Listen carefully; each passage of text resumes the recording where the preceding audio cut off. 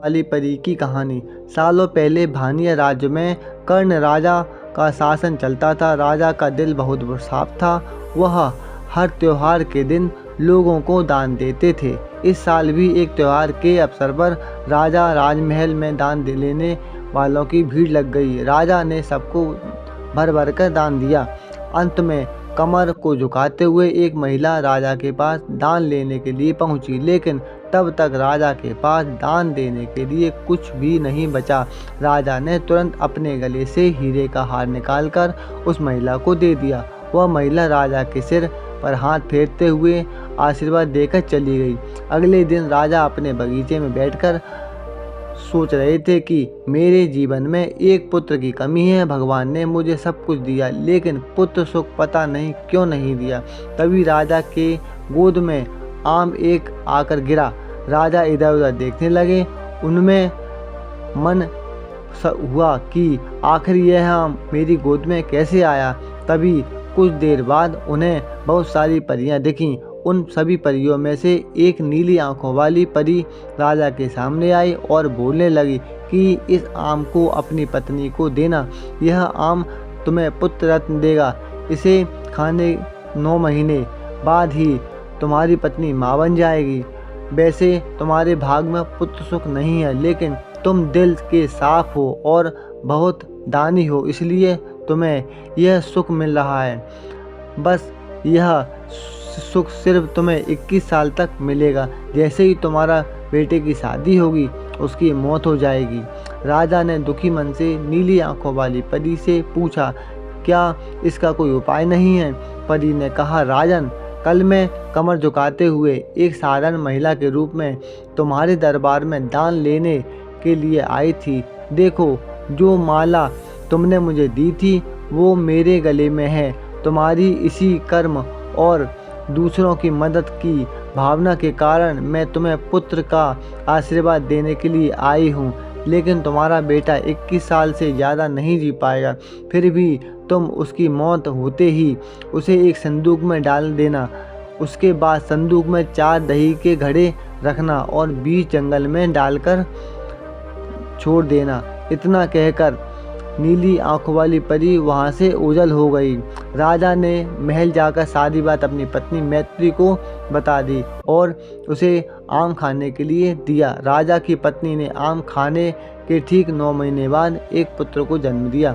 बेटा होने की खुशी में राजा ने बहुत बड़ा जश्न रखा। जश्न के बाद बेटे का नाम देव रखा गया। होते होते राजकुमार देव की उम्र 21 साल की हो गई। उसके विवाह के लिए प्रस्ताव आने लगे। राजा ने एक बुद्धिमान लड़की वत्सला से अपने बेटे की शादी करा दी। शादी के लिए कुछ ही दिनों के बाद नीली आंखों वाली परी की बात सच हो गई और राजा का बेटा देव मर गया।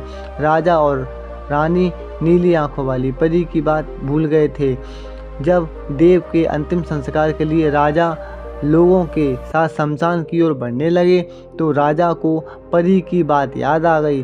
तुरंत राजा ने अब सबको एक बड़ा सा संदूक और 4 दही के घड़े लाने का कहा। संदूक आते ही राजा ने भारी मन से अपने बेटे को उसमें डाला और दही के 4 घड़े भी रख दिए। उसके बाद राजा ने अपने सैनिकों की मदद से उस घड़े को घने जंगल में के बीच रख दिया। वहाँ से लौटते ही राजा का मन किसी काम में नहीं लगा। कुछ समय बाद देव की पत्नी और मायके चली गई। समय बीता और देव की मृत्यु को 1 साल हो गया। देव की पत्नी वत्सला के घर एक बूढ़ा आदमी खाना मांगने के लिए पहुंचा। उसने बड़े प्यार से उसे खाना खिलाया। खाना खाने के बाद उस भिखारी ने अपना हाथ धोने के लिए हाथ की मुट्ठी खोली। तभी वत्सला ने उस मुट्ठी में अपने पति देव की सोने की चेन देखी। वत्सला ने तुरंत भिखारी से पूछा, आपको यह चेन कहाँ से मिली? यह मेरे पति की है, जिन्हें संदूक में बंद करके जंगल के बीच रखा गया था।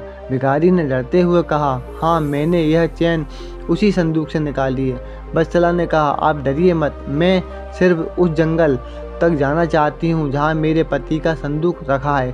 भिखारी ने कहा, वह भयानक जंगल है, मैं आपको वहाँ तक नहीं ले जा पाऊँगा। हाँ, आप चाहो तो मैं आपको उस संदूक से थोड़ी दूर ले जाकर छोड़ सकता हूँ। वत्सला तेजी से भिखारी के साथ जंगल तक पहुँची। घने जंगल से पहले ही भिखारी वहाँ से चला गया। फिर वत्सला अकेले अपने पति के संदूक को ढूंढने के लिए निकल पड़ी। वहाँ जाकर उसने अजीब सी चीज़ें देखीं। उस संदूक के पास बहुत सारी परियां थीं। वत्सला पेड़ के पीछे छुपकर उन्हें देखने लगी।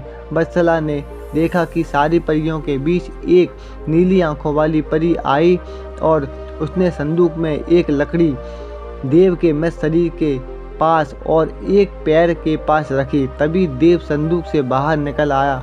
परियों ने देव को मिठाई खिलाई और दोबारा संदूक के अंदर डालकर लकड़ियों की स्थिति बदल दी। रोज रात को नीली आंखों वाली परी इसी तरह से देव को संदूक से बाहर निकालती और फिर उसी में भेज देती थी। वत्सला डरते हुए उसी जंगल में फल खाकर 3-4 दिन तक यह सब देखती रही। एक दिन वत्सला ने भी संदूक खोलकर नीली आंखों वाली परी की तरह ही लकड़ी की स्थिति को बदला। तभी देव संदूक से बाहर निकल आया। देव ने जैसे ही अपनी पत्नी को देखा वह हैरान हो गया। देव कुछ बोल ही रहा था, अचानक वत्सला बोल पड़ी, मैं आपको इस जंगल में इस स्थिति में नहीं रहने दूंगी, आपको मेरे साथ चलना होगा। देव ने वत्सला को समझाते हुए कहा, मैं नीली आंखों वाली परी की वजह से ही इस दुनिया में आया हूँ, मैं उनकी आज्ञा के बिना कहीं नहीं जा सकता। तुम मेरे संदूक में रखा हुआ एक घड़ा अपने साथ लेकर मेरे राज्य चली आओ, वहाँ छुपकर रहना। तुम्हें 9 महीने बाद एक पुत्र होगा, तब मैं तुम्हें मिलने आऊँगा। तब तुम लकड़ी की स्थिति बदलकर मुझे पहले की तरह संदूक में जाने दो। वत्सला ने अपने पति के कहे अनुसार ही किया। सबसे पहले बंदूक पति को भेजा, फिर वह दही का एक घड़ा लेकर रूप बदलने के बाद राजमहल पहुंची और रानी को चिट्ठी भेजकर रहने के लिए जगह मांगी। रानी ने दया करके उसे राजमहल के पास ही एक कमरा रहने को दे दिया। जब रानी को पता चला कि वह गर्भवती है तो रानी उसका ख्याल भी रखने लगी। जब वत्सला ने बच्चे को जन्म दे दिया तो देव उससे मिलने के लिए आया। उस समय रानी पास से गुजर रही थी। उन्होंने तुरंत अपने बेटे को पहचान लिया। रानी सीधे देव के पास पहुंची और पूछने लगी, यह तुम्हारी पत्नी है, यह तुम्हारा पुत्र है, तुम जीवित हो, अब मैं तुम्हें कहीं नहीं जाने दूंगी। देव ने कहा, माँ, मैं आपके साथ नहीं आ सकता हूँ, इसका एक ही उपाय है, आपको अपने पोते के लिए एक उत्सव रखना होगा। आप उसमें सारी परियों को बुलाइए। जब परियां आ जाएं तो नीली आंखों वाली परी का बाजूबंद किसी तरह निकल कर जला देना। उसमें बाद नीली आंखों वाली परी मेरे जीवन का वरदान मांग लेना। इतना कहकर राजकुमार वहाँ से चला गया। उसकी माँ ने दुखी मन से विदा किया। कुछ ही दिनों में रानी मैत्री ने अपने बेटे देव के कहे अनुसार जश्न रखा और सारी परियों को भी बुलाया। सभी जश्न में डूबे हुए थे। तभी रानी मैत्री को पोता रोने लगा। रोते बच्चे को देखकर नीली आंखों वाली परी ने उसे अपनी गोद में उठा लिया। तभी रानी मैत्री ने परी से कहा, देखिए ना, इसे आपका बाजूबंद बहुत पसंद आ गया है, तभी तो आपके पास आते ही इसने रोना बंद कर दिया। क्या आप कुछ देर के लिए अपना बाजूबंद इसे खेलने के लिए दे देंगी? परी ने तुरंत अपना बाजूबंद उस बच्चे को दे दिया। रानी मैत्री को इसी मौके का इंतजार था। उसने सबकी नज़रों बचाते हुए उस बाजूबंद को आग में डाल दिया। नीली आंखों वाली परी अपने बाजूबंद को जलता देखकर रानी मैत्री से पूछा, आपने यह क्या किया? अगर हम आपके बेटे देव को अपने पास जंगल में नहीं रख पाएंगे। यह सुनते ही रानी मैत्री रोते हुए परी से प्रार्थना करने लगी। उन्होंने कहा, आपकी कृपा से मुझे बेटा हुआ, अब आपको ही कृपा करके मेरा बेटा लौटाना होगा। मैं आपसे अपने बेटे की भीख मांगती हूँ। नीली आंखों वाली परी को माँ का प्यार देखकर दया आ गई और उन्हें आशीर्वाद दे दिया। परी के आशीर्वाद से राजकुमार देव संदूक से निकलकर घर लौट आया। राजकुमार अपने पति अपने परिवार के साथ बहुत खुशी खुशी रहने लगा।